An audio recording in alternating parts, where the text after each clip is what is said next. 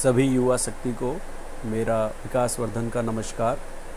मैं दोस्तों आज आपके साथ चर्चा करूंगा एक ऐसे महत्वपूर्ण विषय को जो यूपीएससी या सिविल सेवा सर्विस की तैयारी करने वाले बच्चों के समय, ऊर्जा और पैसे तीनों को बचाएगा। मैं आपको बताऊंगा कि यूपीएससी की सफलता पाने या असफल होने में के पीछे का काला सच क्या है। काला सच क्या है, उस काले सच को जान लेने के बाद आपकी तैयारी, आपका परफॉर्मेंस, आपकी एक्टिविटी, सब कुछ काफ़ी कुछ एक अलग नज़रिए से प्रस्तुत होगा और मैं समझता हूँ कि आप इस चर्चा का विशेष लाभ अपनी तैयारी में आगे ले सकते हैं। तो दोस्तों, अभी तक यदि आपने मेरे इस YouTube चैनल वर्धन मंत्रा को सब्सक्राइब नहीं किया है तो प्लीज़ सब्सक्राइब करें और बेल आइकन नोटिफिकेशन को हिट करें ताकि इस तरह के वीडियो जो आप तक मैं पहुंचाऊं आसानी से उसके नोटिफिकेशन मिल जाए। तो चलिए बात करते हैं आज के बिंदु पे जो बहुत ही ज़रूरी है। कहा जाता है कि सफलता पाने के लिए उसकी मेहनत से ज़्यादा ज़रूरी है कि एक स्ट्रैटेजी और एक ऐसे रास्ते से वहाँ तक पहुँचना जिसमें आपको दूसरे के अनुभवों से, दूसरे की गलतियों से ज़्यादा सीख मिलती हो। इससे आपका पैसा, समय और ऊर्जा तीनों का बचत होता है। दोस्तों, मैं शुरुआत करता हूँ एक ऐसे उदाहरण से। आपने देखा होगा अभी जो टीवीएफ पे एक वेब सीरीज़ काफ़ी प्रसिद्ध रहा, काफ़ी उसके लाइक्स और उसका व्यूज़ था, एस्पेरेंट में आपने देखा अभिलाष शर्मा करके एक किरदार है जो बाद में जाके आईएएस ऑफिसर बन जाते हैं। लेकिन उस आईएएस ऑफिसर बनने के बाद सबको लगता है कि आईएएस ऑफिसर बन गया, मेहनत किया, लेकिन वो किस तरह से बना है, उसका मोटिवेशन पावर क्या था जिसके वजह से वो बरकरार रहा उस सिचुएशन में, वो वैसे सभी लोगों जो 10 लाख फॉर्म भरते हैं उनका नहीं है। अब इस चीज़ को इससे मैं जोड़ के बता रहा हूँ। जैसे जैसे हर साल लगभग 9 से 10 लाख यूपीएससी सिविल सर्विस के फॉर्म फिलअप किए जाते हैं, उसमें से 4-4.5 लाख लोग एग्ज़ाम में अपीयर होते हैं। लेकिन यूपीएससी सिविल सेवा या अन्य राज्य स्तरीय सिविल सेवा, यूपीपीसीएस, उत्तर प्रदेश लोक सेवा आयोग, बिहार लोक सेवा आयोग, झारखंड लोक सेवा आयोग, उत्तराखंड लोक सेवा आयोग, राजस्थान लोक सेवा, इस तरह की कई अन्य राज्य स्तरीय परीक्षाएं हैं जिनको मिलाकर मैं कह सकता हूं कि लगभग 1.5 से 2 लाख ऐसे एस्पिरेंट हैं, ऐसे परीक्षार्थी हैं जो केवल और केवल सिविल सेवा की ही तैयारी करते हैं, सिविल सेवा की ही तैयारी करते हैं। इसके अलावे वो अन्य किसी एग्ज़ाम के बारे में सोचते भी नहीं हैं और ना ही उसका एग्ज़ाम में वो अपीयर होते हैं। अपने सालों साल की अथक परिश्रम, दिन रात की पढ़ाई करने के बाद उनका क्या होता है, आइए बात करते हैं इसी मुद्दे पे। देखिए, 10 लाख लोग फॉर्म फिलअप करते हैं यूपीएससी की। स्टेट सिविल सेवा की बिहार का है तो 5 लाख प्लस, झारखंड का है तो 4 लाख प्लस, यूपी का है तो 6 लाख प्लस, इस तरह से लोग फॉर्म भरते हैं। लेकिन उसमें से 1 से 1.5 लाख लोग ऐसे हैं जो प्रतिदिन इसी सिविल सेवा की तैयारी कर रहे होते हैं। अब आप ये सोचिए कि अगर साल में यूपीएससी ने 1000 सीटें लाई, या अभी तो फ़िलहाल कम है, ऑन एवरेज स्टेट वालों ने 2500 से 4000 तक सीटें लाई हैं हिंदी माध्यम के जो राज्य स्तरीय हिंदी भाषी क्षेत्र के हैं, उनमें से कुल मिला के 5000 लोगों की ही साल में नौकरी होती है अगर सब कुछ सिस्टमेटिक होता है। तो बाकी के 1.5 लाख या मैं 1 लाख ही मान के चलूँ, बाकी के 95,000 लोगों का भविष्य क्या होता है? कभी आपने सोचा है इस पे? 5 लाख लोगों के व्यूज़ आप देखते हैं, इंटरव्यू सेशन देखते हैं। There are so many different channels over the YouTube. They have invite the successful aspirant, बुलाते हैं वैसे चुने गए अधिकारियों को और आपको दिखाते हैं और एक बहुत बड़ी ऑरा क्रिएट करते हैं कि ये सफल हुए, हमें भी करना चाहिए। मैं आपको डरा नहीं रहा हूँ, मैं आपको सतर्क कर रहा हूँ उन सारे अनुभवों से ताकि आप भी उस तरह के कष्ट को ना झेलें जो मैं दिल्ली में देखता हूँ। कई परीक्षार्थियों की 40 साल से ज़्यादा एज हो गई है, कईयों की 30 साल से ज़्यादा वाले भी बहुत हैं, हिंदी भाषी क्षेत्र जो हिंदी मीडियम के हैं मुखर्जी नगर के आसपास और इंग्लिश मीडियम के करोल बाग। तो आपको वो गलती नहीं करनी है। गलती नंबर क्या होता है कि यूपीएससी एक ऐसे अंधेरी सुरंग है जिसमें आप अंदर घुसते जाते हैं, आपको कहीं मंजिल का पता नहीं चलता है।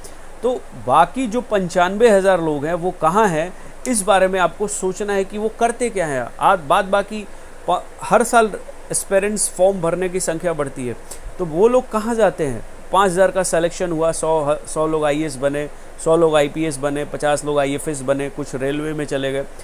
मतलब 18 से 20 एलाइड सर्विस मिला के आईएएस यूपीएससी कंडक्ट करती है। तो दोस्तों यही सोचना है कि बाकी 95,000 लोग क्या कर रहे होते हैं, और वो 95,000 की जैसी बाद में भविष्य में कष्टकारी ज़िंदगी हो जाती है, वैसी आपकी ज़िंदगी ना हो। आप वैसे अगर आप युवा हैं तो आप मेरी बात को ध्यान से सुनिए। मैं किसी तरह का किसी को डरा नहीं रहा हूँ, मैं नकारात्मक चीज़ें भी नहीं कह रहा हूँ, मैं काफ़ी ऑप्टिमिस्टिक हूँ, राइट। क्योंकि मैं एक शिक्षक हूँ, एक संस्थान का संस्थापक हूँ, एक शिक्षक हूँ, एक मेंटर हूँ, एक मार्गदर्शक हूँ।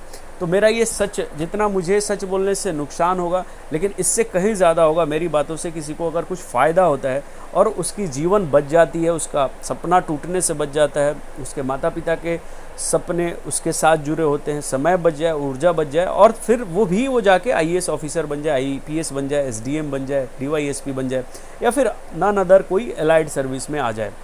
दोस्तों मैं आपको ये बताना चाहूँगा, 2 श्रेणियों में मैंने इस आईएएस के प्रिपरेशन को बांटा है। एक श्रेणी है 25 साल से कम उम्र के बच्चों की, और एक है 25 साल से ज़्यादा 30 साल की उम्र तक की बच्चों की। 30 के बाद वालों को तो मैं समझता हूँ कि वैसे भी तैयारी नहीं करनी चाहिए, क्योंकि सामाजिक रूप से मानव एक सामाजिक प्राणी है और उसे अपने समाज के बाकी दायित्वों को भी निभाना चाहिए, समय पे बाकी चीज़ें भी चलनी चाहिए, गृहस्थ के आश्रम में प्रवेश कर जाना चाहिए।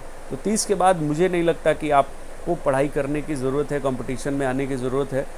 आप देखें कि 2010 के पहले भी अगर यूपीएससी के जो अटैम्प्ट थे जनरल कैटेगरी के, वो 4 ही अटैम्प्ट थे, बस 4, राइट। और कई ऐसे आयोग आए हैं कोठारी आयोग के बाद कि जिन आयोगों ने बताया है कि यूपीएससी का मिनिमम एज जो है वो मैक्सिमम एज जो है जनरल कैटेगरी के लिए 28 साल की कर देनी चाहिए, ताकि अगर उनका 28 साल तक नहीं हो तो उनका उम्र इतना शेष बचा हो कि वो बाकी चीज़ों में स्विच कर दें और वहाँ से इनकम जनरेट हो। यही कारण है कि फिज़िकली फिट होने के साथ साथ सीडीएस एनडीए आप देखते होंगे, सीडीएस जो ग्रेजुएट लेवल पे होती है वो मैक्सिमम 26 या 25 साल का ही एज का रहता है, इसके बाद आप फॉर्म भरने के लायक नहीं रहते। तो आप जब यूपीएससी की या सिविल सेवा की तैयारी कर रहे होते, एक अंधेरी गुफा में जा रहे होते हैं।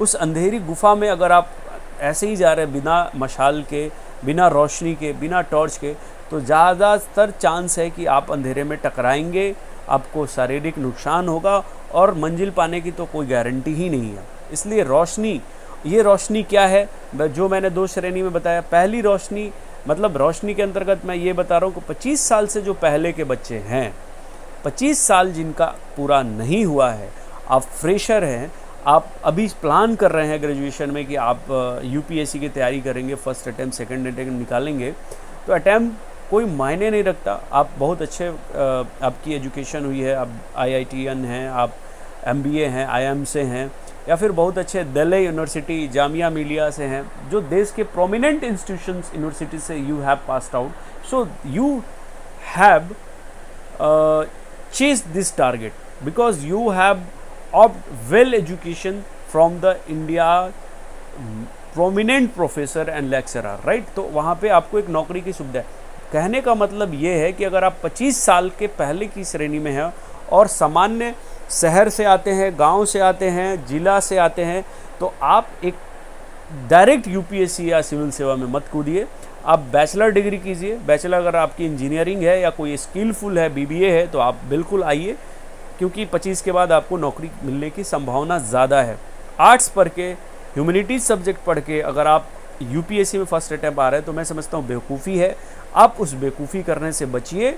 आप सबसे पहले बैचलर डिग्री के बाद आप या तो बीएड कर लीजिए, टीचर की नौकरी सबसे अच्छी होती है, और सबसे ज़्यादा लाख से ज़्यादा 1 लाख से ज़्यादा हर स्टेट का देखेंगे, सीबीएसई का देखेंगे, नवोदय विद्यालय का देखेंगे, 1 लाख से ज़्यादा वैकेंसी आती है primary school, middle school, high school, CBSE, Navodaya Vidyalaya, Kasturba Gandhi Vidyalaya. There are so many organization they have organized the examination for the teacher, right? So they have seeking about this. तो 1 लाख से ज़्यादा, नहीं तो अच्छे प्राइवेट स्कूल में भी आप बीएड करके पढ़ा सकते हैं, तो आपकी जीवन चलेगी. कहने का मतलब है कि आप बीएड कर लीजिए, एलएलबी कर लीजिए, या फिर कुछ एमबीए कर लीजिए, या कुछ ऐसा स्कूल फुल डिग्री 1-2 सालों में ले लें आप एक बैचलर के बाद, कि अगर यूपीएससी में आपका नहीं भी हो, सिविल सेवा में नहीं भी हो, तो 25 के बाद आपको आसानी से जॉब मिल जाए, राइट. ऐसा नहीं करना है कि आप इंजीनियरिंग करके आ रहे हैं तो आप आ सकते हैं, कि 25 आपकी यूपीएससी के चक्कर में, चूँकि यूपीएससी में भी ज़्यादा नहीं 4 साल मैक्सिमम होते हैं. अगर आपके 4 साल में सिविल सेवा यूपीएससी नहीं होती है तो आपको सिविल सेवा की तैयारी छोड़ देनी चाहिए और स्विच कर देना चाहिए. आपको समझ लेना चाहिए कि या तो आप में क्षमता की कमी है, या नियति नहीं चाहती कि आप सिविल सेवक बने, क्योंकि बहुत सारे लोग बहुत विद्वान, बहुत टैलेंटेड होने के बाद भी नहीं करते. कहने का मतलब है कि आप सबसे पहले एक प्लान बी रखिए, जो आपको नहीं होने के बाद आपका सिलेक्शन, आपका सोर्स ऑफ इनकम होता रहे, राइट. मतलब आपकी ज़िंदगी चले, पटरी पे चले. क्योंकि यूपीएससी 5 वर्षीय 6 वर्षीय योजना समझ के जो हिंदी भाषी क्षेत्र के लोग आते हैं, उनकी लंबा समय केवल प्रिपरेशन के नाम पे ही ख़त्म हो जाता है. फिर सामाजिक दायित्व बढ़ जाते हैं, समाज से प्रेशर बढ़ जाता है, माता पिता से प्रेशर बढ़ जाता है, तो 25 के बाद चीज़ें कठिन होने लगती हैं. मैं ये नहीं कह रहा हूँ कि नहीं होती है, होंगी, बिल्कुल होंगी. लेकिन अगर आप, मैं जो कह रहा हूँ कि अगर आपने इस तरह की टेक्निकल स्किलफुल जॉब ले ली 25 के पहले, तो आप बिल्कुल सेफ मोड में हैं, राइट. सेफ मोड में है. यदि आपने किसी तरह का एक जॉब ले लिया, उसके बाद आप एजुकेशनल लीव पे जा सकते हैं, वहाँ के बाद भी आप अपनी तैयारी यूपीएससी की कर सकते हैं, एजुकेशनल लीव पे आके एलएलबी के नाम पे ले कर सकते हैं. तो कहने का मतलब है कि आप एक अपना आर्थिक पक्ष मजबूत रखिए, राइट. अगर आपकी आर्थिक पक्ष मजबूत रहेगी तो आपकी तैयारी भी अच्छी होगी, आपको किसी तरह का घर से प्रेशर नहीं होगा, क्योंकि आप खुद कमा रहे हैं, खुद खा रहे हैं, और आपका भी मोटिवेशन लेवल बना रहेगा. और एक जब आप कहीं से जॉब कर रहे होते हैं, जो आपने अभिलाष शर्मा को देखा, तो एक उसका अपना एक है कि भाई मेरे पास जॉब है, तब जाके वो तैयारी कर रहा था. फिर उसके बाद भी वो छोड़ के आया था, तब भी वह एस्पिरेंट में उसके पास इतना सेफ था कि 3 साल की तैयारी के बाद भी वो फिर से किसी कंपनी में, एमएनसी मल्टीनेशनल कंपनी में जा सकता था, और वहाँ पे उसको 50,000 60,000 की नौकरी मिल सकती थी. यानी कि he was always in safe mode, right, safe zone में. सो आपको भी यही करना है कि हमेशा एक सेफ जोन बना के रखिए. एकदम से मौत की कुआं में मत कूद जाइए. यूपीएससी एक मौत का कुआं है, तो ऐसे मतलब बिना कुछ जाने पहचाने, बिना स्किलफुल, इतना टफ कंपटीशन है. आईआईटीएस हैं, बीटेक है, एनआईटीएंस है, एमआईएम है, फॉरेन यूनिवर्सिटी के बच्चे हैं, राइट. तो आप इस गलती को मत कीजिएगा. मैं समझा रहा हूँ, मैं डरा नहीं रहा हूँ. आप कोई टेक्निकल डिग्री ले लीजिए, कोई स्किलफुल जॉब ले लीजिए, बीबीए एलएलबी वगैरह. और जो 25 के बाद वाले हैं, यूपीएससी की तैयारी में करने की सोच रहे हैं, तो 25 के बाद तो सर आप प्लीज़ कोई जॉब लेकर ही तैयारी कीजिए. अपनी क्षमता अनुसार बैंक में चले जाइए, एसएससी में टाइम लगता है, बीएड कर लीजिए, एलएलबी कर लीजिए, बीबीए कर लीजिए, एमबीए कर लीजिए, कुछ भी कीजिए. लेकिन डायरेक्ट आप मौत के मुंह में यूपीएससी बीपीएससी सिविल स्टेट में मत आइए. अपना एक आर्थिक पक्ष मजबूत बनाइए. सामाजिक आदमी है, 30 साल के बाद भी तैयारी करने की कोई ज़रूरत नहीं है. 28 जैसे था यूपीएससी, काफ़ी सोच समझ के बनाया गया था. अभी आपने देखा होगा कि 2019 के में एक दिल्ली पुलिस के कोई मुझे नाम याद नहीं आ रहा, कोई कांस्टेबल थे, उन्होंने 5वें या 6ठे मरतबे में आईपीएस कंप्लीट किया, सक्सेसफुली कंप्लीट किया. तो क्यों किया? क्योंकि उनके पास एक आर्थिक पक्ष जो था, जो कमज़ोर नहीं था, उनके पास एक जॉब थी, समाज में एक रिकॉग्नाइजेशन था. आईएएस की तैयारी में पैसे भी बहुत लगते हैं, तो एक समय के बाद पेरेंट्स भी मना कर देते हैं. तो आप पहले अपने पैरों पे खड़े हो जाएं एक जॉब के माध्यम से, राइट, कुछ डिग्री के माध्यम से, ताकि आपको डर नहीं रहे. क्योंकि डर के साथ आप तैयारी बहुत अच्छी नहीं कर सकते. एक प्लान बी रख के तब तैयारी कीजिए. इससे ज़्यादा मैं कुछ नहीं कहूँगा. और जो सच है, मतलब 95,000 की भीड़ में मत आइए आप. बहुत ज़िंदगी कष्टकारी हो जाती है, बहुत ज़्यादा. पैसा तो नहीं रहता, सामाजिक दायित्व तो मतलब समाज को भी आप फेस नहीं कर पाएंगे, राइट। यहाँ मैं दिल्ली में यही देखता हूँ, यही महसूस किया। और पढ़िए, पढ़ने के बाद ज़रूर होगा, और इतना पढ़िए कि माथे का पसीना आपका तलवे तक आ जाए। होता है, पढ़ने वालों का ही होता है, आपका भी होगा। बस थोड़ा सा मार्गदर्शन को फॉलो कीजिए, एक जॉब रख के तैयारी कीजिए। जो 25 से कम वाले हैं, लीव, एजुकेशनल लीव ले लीजिएगा। स्किलफुल कोई हिंदी भाषी में लोग बेवकूफ़ी करते हैं, आप जॉब रख लीजिएगा। और अगर आप 25 के बाद हैं तो जॉब लेके ही यूपीएससी पीसीएस की तैयारी कीजिएगा, और कोशिश कीजिए कि 30 साल तक आपकी नौकरी हो जाए एनी हाउ। नहीं तो यूपीएससी से आप प्रणाम कीजिएगा। यूपीएससी और बीपीएससी इस तरह के एग्ज़ाम को छोड़िए और कमाने पे ध्यान दीजिए। ज़िंदगी बहुत गुलजार है, सदाबहार है। यूपीएससी ही एक, या सिविल सेवा ही एक कमाने का ज़रिया नहीं है। अगर यही होता तो 500,000 नौकरियां हर साल निकलती हैं, तो सारे भारत के लोग पीसीएस पे ही कूद पड़ते।